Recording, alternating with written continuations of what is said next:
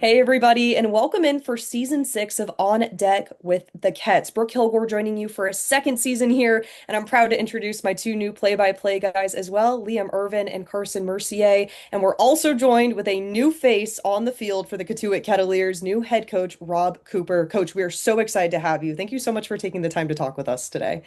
Well, thanks for having me. I'm excited to be here with you, and this is going to be a lot of fun tonight and then also this summer. Hey, we love to hear it. So, of course, we have to start things off with a little bit of Cotuit knowledge before I throw it to these two guys to ask you some more of those collegiate questions. First of all, Coach, how did you hear about the Cotuit position and what brought you here? Well, I mean, first and foremost, growing up a huge college baseball fan and following college baseball, and the Cape Cod has been and still is the gem of all summer leagues, and I remember as a kid. I wasn't good enough to play in the Cape, but I had friends that played in the Cape. I had guys that I idolized. When you look on, throughout that league and you see some of the greatest that ever played the game have played in that league. But it's really, really cool. But more importantly, it's what it means to each individual village and each individual town. Um, so I've always followed the Cape, but then Cotuit specifically, when I was an assistant coach at Wake Forest, the guy I worked for, my boss was George Greer, who was the head coach for Cotuit way back when, and did an unbelievable job, and then just always following it. And it's funny. My dad grew up in Rhode Island, so I'm a West Coast kid. I grew up in Sacramento, California, but I have a New England heart, and so my entire life I've been going back to New England, Rhode Island, Boston. I'm a huge Red Sox, Celtics, Bruins, Patriots fan, and the like.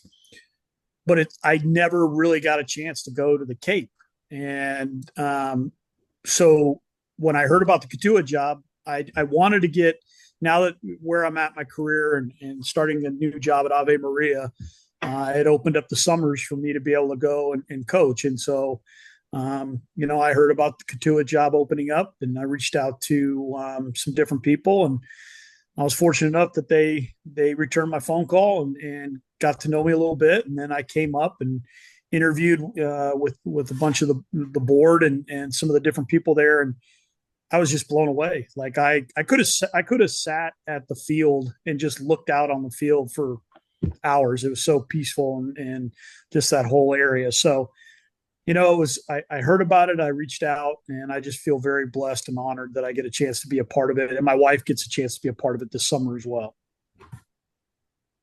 Absolutely, absolutely. Coach Cooper, you're speaking to my next question right now as well. But after watching some of your past interviews at Penn State and other prospective programs, you talk a lot about building a winning culture on and off the field.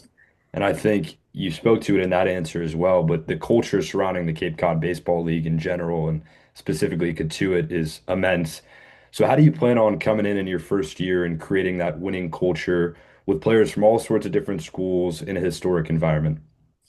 Yeah, I think first and foremost, the thing you have to keep in mind is you're getting in the Cape, you're getting guys that are the stars of their program, and they're very, very successful in the college game, and they all have aspirations of playing professional baseball, and not just signing a professional contract, but trying to get to the major leagues. So the first thing is it's communication. It's getting them to understand what playing in the Cape and really embracing the entire experience can do for you. I was lucky enough to be the head coach of the 2013 18U USA national team, and we were lucky enough to win a gold medal. And I remember as we're getting close to picking the final 20 guys, you had some kids that weren't sure if they wanted to go to Taiwan, and you know we ended up obviously not taking them because if you weren't sure if you wanted to be a part of it, we didn't want to try to convince you. But the kids that ended up going with us, what they embraced the fact that, hey, this isn't a showcase. This isn't something that I'm going to where I'm just going to run a 60-yard dash. I'm going to take some BP. I'm going to do, I'm going to play in a couple games, and there's going to be a bunch of scouts there. No, you're playing to win, and you're representing your country. And I said, you're getting a chance to show all the scouting directors, all the major league clubs that you have this competitive spirit in you. Well, so now the same thing goes for the Cape. Even I don't care if you're from the ACC, the SEC, whatever anyone out there considers the best baseball conferences in college baseball. You're facing the best of the best from those conferences every single night in the Cape. So it's not just like, hey, it's a weekend series in the ACC and Miami's playing Clemson and you're facing Friday, Saturday, Sunday. No, you're facing those guys every day in the Cape Cod League. So, and being uncomfortable and being away from home and having to get up every single day and get a routine and do that kind of stuff, and play in front of a community where that team really means something, and that was another thing for me that, it wasn't just wanting to be in the Cape. I wanted to be somewhere where it really meant something to the community and the families and everything. So I think communicating to the players that if you come in here and you put forth the right effort, you act right, and you play hard, you're gonna put yourself in a really good position by the time the summer's over to show that, hey, look, I can handle adversity, I can handle slumps, I can handle sleeping in a bed different than mine. I can be away from home and I can get challenged every single night. So I think it's getting those type of individuals and getting them to see what the benefits of playing in something like that are, but more importantly, then being able to play it in a place like Cotuit where the energy and the support and just overall experience is through the roof. Coach, you started talking about it very briefly for a second, but spring baseball a little bit different than the summer. Spring, you're playing Friday, Saturday, Sunday with the occasional midweek. Summer a little bit more consistent throughout the week. How do you think your coaching style is going to change or adapt in the spring compared to the summer? Well, I mean, look, I think first and foremost, you always, as a coach, have to listen to your players and make sure that you have and listen to your assistant coaches and make sure you have a really good feel as to, are the kids worn down? Are they tired? Like, do we need to maybe not do as much early work? Do we need to cut BP a little bit short? Can we go harder on this day? But, I think that the thing is that in professional baseball, when you sign a professional contract and you go, you may play a game at 7 o'clock at night in the minor leagues in A ball, and you're showing up at the ballpark at 1 o'clock to do early work and weight training and rehab and all the stuff that you need to do. And so it is learning how to have the right mindset. It's learning how to have a routine. And so again, my job is to try to educate the guys on that. But to answer your question about how I specifically in my coaching style, I've always looked at trying to coach, every player is different. You can have expectations that you want or things that you want to see guys do, but you got to find a way to coach every single guy that works best for that individual player.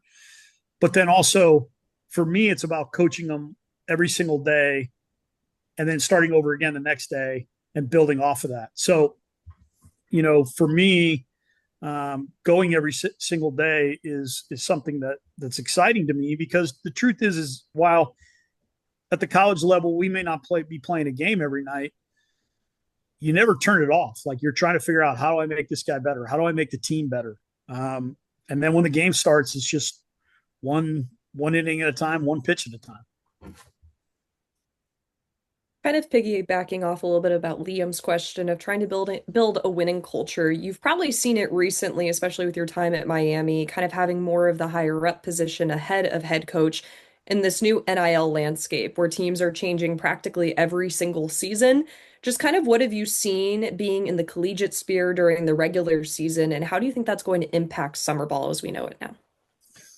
Well, I look, I mean, the game and college athletics in general are evolving. The thing that I think that isn't different, honestly, is the young people and the kids that are playing and the student athletes, from the standpoint of, again, if you communicate with them, if you connect with them, then you know what, you're going to have a good experience, both sides. And so, while the environment nowadays is, whereas 15, 20 years ago, you'd invite however many 20 something guys and they'd be there all summer unless someone got hurt. Right. And yeah, that trades out, that changes, but that still doesn't change what you're trying to build and what you're trying to do. And that's communicate with people, connect with people, and to get them to understand that, hey, whether you're here for a week, whether you're here for the entire summer, we're trying to do our best for Cotuit and to try to have a championship program. And I think it's very similar to professional baseball, where you look at over the course of 162 games, and you have guys that got up for a week or a couple games in June. That's how I look at it. So whoever's there at that time, it's getting them to go in the right direction and play as hard as they can to benefit our team and Cotuit, but also again, like, hey, I want every single one of the guys that play this summer for us to have an unbelievable experience and speak so highly of Cotuit and what it meant, but also to be able to go, you know what, like I got better and I got a good taste of what professional baseball is going to be like, and having to play in, day out, and answer the bell the next day. Into that player development aspect, you've had a multitude of opportunities with the Dodgers as a scout, recently for Miami with the player development operations. What are you looking for coming into this summer, trait-wise for a player? And in past, who have been your favorite types of players to coach? You know, I like, I mean, I think any coach would tell you this. You like highly motivated, low maintenance individuals, right? Like people that really, really want to see how good they can be. I want kids that aren't afraid to fail. Like I want guys that are willing to go out there and compete. And if they go 0 for 4, they're not happy about it, but they're going to sit there and go, okay, what did the game teach me today? Whenever you struggle in anything and you face adversity, the game's talking to you. So the really, really good players, they don't accept the failure, but they understand that it's a chance to learn and get better. So to me, it doesn't take any athletic ability whatsoever to play hard. That's just a choice. And so whether I hit a ground ball against, Harwich in the Cape, or I hit a ground ball against Texas in an NCAA regional, I can still make the choice to run a hard 90 down to first base and play the game correctly. I can choose to respect the game. And, so for me, guys that, love to compete, that love to embrace the hard, that don't need everything perfect. Now that doesn't mean that every single guy that we're going to get this summer is there yet, because it takes, it takes time to learn some of that stuff, right? And again, they're kids. So, but yeah, for me, those are some of the characteristics that I love coaching. But I also think part of me being a coach is also being a teacher. So those guys that aren't maybe there yet, that's the challenge. That's the challenge, to try to teach them and educate them and to try to make them better. Because the truth is, it's super, super easy to coach a bunch of bought in, really hardworking, do everything right, good players. Anybody can do that. They don't need a coach, so it's trying to get everybody on the same page and to go forward. I mean, I've been lucky. I've been around some really, really good players over the years. I'll tell you one of my favorite players of all time, and you all will probably know this name with your summers in the Cape, but Alex Cora, I coached him at the University of Miami, the manager of the Red Sox. And what he is as a manager is what he was as a player. I mean, he just sees the game so well, but he played so hard. He competed, he worked, he loved the competition. He loved being in the game. And that meant that he loved the hard about the game. He loved having to grind it out. So that's what I love about those are my favorite guys to coach.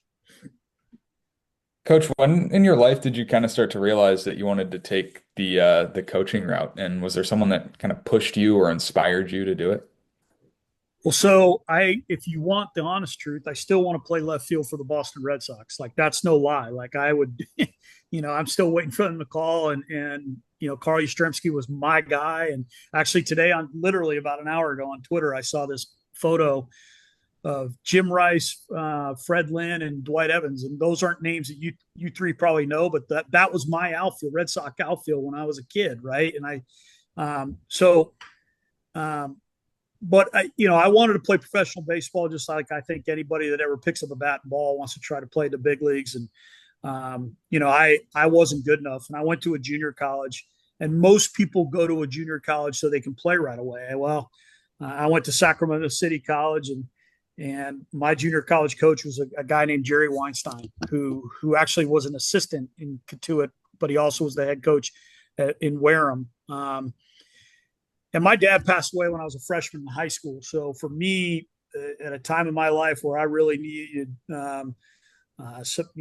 male mentorship and leadership and how to act right and to chase my dreams as a student and as a player, my high school coach, Frank Calcano, who recently passed away, was instrumental in that. Was hugely impactful for me. But then Jerry Weinstein at Sac City, he had coached at the University of Miami. And so again, I go to the junior college still thinking maybe there's a chance for me to play professional baseball. And after about 3 weeks there, I'm like, yeah, like I wasn't going to stop playing, but I was like, yeah, I'm not on the same level as a lot of these guys. And Jerry was honest. He goes, look, if the season started today, you wouldn't play an inning, but we love having you here. You work hard. You're a great kid. And he really, kind of took me under his wing because I wanted to learn everything I could about the game. And so then fast forward to the time where I'm getting ready to make a choice, to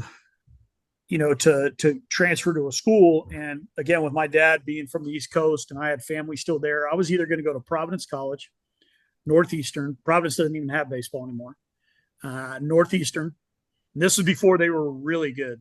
I probably couldn't make their team now. And then, or the University of Hartford, who's now a Division III school, right? And about a week before I made that decision, Jerry, who had coached at Miami and sent players to Miami, brought me into his office and he said, "Hey, what would you think about going to the University of Miami?" And I turned around thinking that one of our best players had just walked in that didn't have a place to go yet. Now there was no. He goes, "No," he goes, "You." And I said, "Well, yeah, like that would be awesome," but like he said, "Listen, you want to coach, and I've talked to them. They'll take you on the roster. You're going to have to afford it, right? But I think this is the right environment, the right place for you to get in that, type of realm so that you can start your coaching career." And that's what I did. So I went to the University of Miami and I was on the roster as a player and I played very, very little, but I did get in some games, but I went there to be a coach. And then my senior year, Jim Morris came in and, basically I was on the roster as a player, but I was really a student assistant coach. And that's how I got my career started as a coach. And again, it was because I say this to everybody, I was fortunate that I had a mentor like Jerry Weinstein who cared about me as a human being. If he had just cared about me as the level of baseball player I was, he would have never opened that door for me, but thankfully he did. And it's incredible to see that you made a return to your alma mater years later. So yeah, it's funny how things circle back around. It was the last 2 years there were really, really rewarding. I got to work with some unbelievable people. JD Arteaga, the head coach, and I were together at Miami back with a lot of pounds less than what I have now, and then just Laz Gutierrez and the whole coaching staff. It was just a great deal, and it was a lot of fun, and I enjoyed my time back. And speaking of kind of heading back, you mentioned earlier in our conversation about having that New England heart. And of course, Cape Cod being centered in Boston or near Massachusetts, at least, you'll also get to participate in Fenway Day, which is Oh, such an yeah. incredible opportunity for all the players to take BP in front of scouts of all teams and have them come together. But what does it mean to you knowing that you get to travel out with the team and celebrate that achievement for most of them? So it's like I kind of got chills when you said that, and I'm gonna again, you're kind of getting like 12-year-old, 14-year-old Rob Cooper right now. But so back in 2009, I was an assistant on the USA college national team. and we got to practice at Fenway Park. And my two boys who are older now, and actually my oldest son, they both played for me at Penn State. My oldest son now works for the Milwaukee Brewers as a coach. My youngest is finishing up his career at West Florida, but they were kids, and they're huge Red Sox fans too. Well, they got to hang out with us, right? So we go there. We meet Terry Francona. We're hanging out, and then and it was raining, so it's like we might not get to take BP. And the grounds guy, he was awesome. He was like, hey, there's going to be a window that the team can take BP. And so I told the other coaches, I said, I'm throwing the first round of BP, and then I'm going out and I'm shagging balls like I'm playing left field for the Red Sox. And it was so cool because I would throw a pitch and I'd see a guy hit one towards left field, and I turn around and my two boys, who at the time again were, I don't know, like 8 and 6, are running around shagging fly balls. And then when I got done, I'm out there shagging with them. And it's something that I'll take to my grave, remembering that. So to be able to go back. And then this past year at Miami, we played Boston College on a Sunday there. So to be able to go back again, it's cool. It's what made me fall in love with baseball. Part of the reason why I fell in love with baseball were the Red Sox and playing catch with my dad and that kind of stuff. So to be able to do that, to be able to do it in the region of the country that my dad, was from, nothing better. Absolutely. Yeah. So we talked about the Fenway Day. I want to talk about opening day, Coach. Okay. 158 days from now, you will be in the dugout at Lowell Park, getting ready to go for opening day. What emotions are already running through your head when you think about that happening? Um, well, I like being undefeated right now. So let's not jump too far ahead. No, you know what? I'm really excited, and I have to kind of temper it a little bit because, we actually start our season here at Ave Maria in 2.5 weeks. 2 weeks from this Friday, we're playing, and I'm super excited about that. But I am excited about going up there. It's something I've dreamt about being able to do, and to see that, to be at in that atmosphere and have the people of Cotuit and the village and the town and everything just be a part of it. That's so exciting, and to get in that rhythm of what that's like up there all summer, is something that I really am excited about experiencing. Part of the reason why I think it's so important for the Cape to continue to thrive, and the reason why I wanted to be a part of it, is because you guys, Brooke, you were there last year, right? Were all three of you Yes. guys part of it last year? I was not. Okay. Carson and So I Brooke, were, yeah. okay, so Brooke, you've seen it, right? You've Yep. seen the little kids that come, they're in the They're Cape so for the cute. summer, and that's their first real exposure to baseball. So for us to be able to give them an unbelievable experience, for them to want to come back, and there's so many people, and Liam and Carson, you'll see this summer, and I'll see it too. So I'm not talking as an expert, but you're going to see these people that have been coming to games forever, and they started as kids, and that's their team. So anyway, that to me, it's a great question. I'm super excited about it. Um, and I'm excited to go through it. Kind of away from the diamond, away from the Cape. How about Miami and their football team? Yeah, man. Holy goodness. So my, it's so funny. My wife, so kind of side note, my wife's dad was a college and NFL coach actually with the Patriots way back in the day. And they're her mom and dad are from Connecticut and everything. But anyway, the two teams that she is I can't stand watching game with you is when the Miami Hurricane football team's on, or when the Red Sox are in the postseason.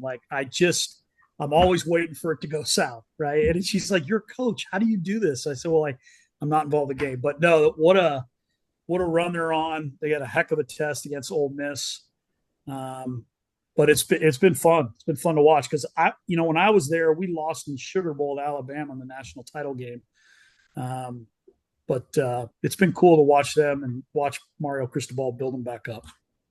Yeah, hopefully we get Oregon versus Miami for our Yeah, sakes. that would be unbelievable. Yeah, that really would be. That's going to be a heck of a game too. That happens, we have to check in on you both and see Yeah, I what's know. going on. Right, exactly. Yeah. We'll have to Uh, see how that goes. yeah. But coach, kind of rounding things up here, of course, you're headed to Cotuit. Mhm. There's so many amazing local spots, and anyone watching this who's from the Cotuit area is bound to ask you this question. We have an incredible sandwich place called the Coop. It's Cotuit Fresh Market, and we have to know what your go-to sandwich order would probably be. So when I came up for my interview, I got there early. I did not have a sandwich there yet, Okay. but I walked around. I walked around inside of it, and I was like, "Oh my gosh, this is my kind of spot." Um, I was calling my wife. I'm like, "I really hope this job happens because you should just see these places." But anyway, um, I would have to look at the menu, but I'm a big Italian sub guy. Um, but not too much Italian dressing on it, like because I don't like it to overshadow the meat and the cheese and the bread and all that. But I will check back in with me because if you could see me from the neck down right now, you would know that I don't get cheated at a meal. We'll definitely have to give the viewers an update on some of Yeah. your favorite spots once we get there. One Right. more question for you Yeah. before we conclude things here on Deck. What is your message to Cotuit fans as you take the helm as the new skipper? That I know this team is extremely important to that community, and this is not something where my wife and I are coming up to summer in the Cape. Like we want to be a part of the community. We want to it's funny. I remember when I was doing the interview, I had somebody ask me, "Hey, will you be willing to come and read to kids at the library?" Like I said, absolutely. I said for two reasons. One, I think it's a lot of fun, but two, my mom's was a school librarian, so if I don't go, I'll get in trouble at home too. But we want to try to make an impact while we're up there and be a part of the community. And look, I want to do everything. I'm super competitive. I want to do everything I can to try to bring a championship to Cotuit and make sure we do it the right way and give people a great summer. Well, we're so excited to have you on board. This is a team filled with exciting new opportunity, and we can't wait for the roster and the rest of your coaches to be announced here soon. But that's going to wrap things up here. But this will not be the last time you hear from us with the season 158 days away. Stay tuned, make sure to subscribe, drop a like, and hit the bell down below to be notified for the next time we come at you with an episode of On Deck with the Cats. Thank you so much, Coach. Thank you.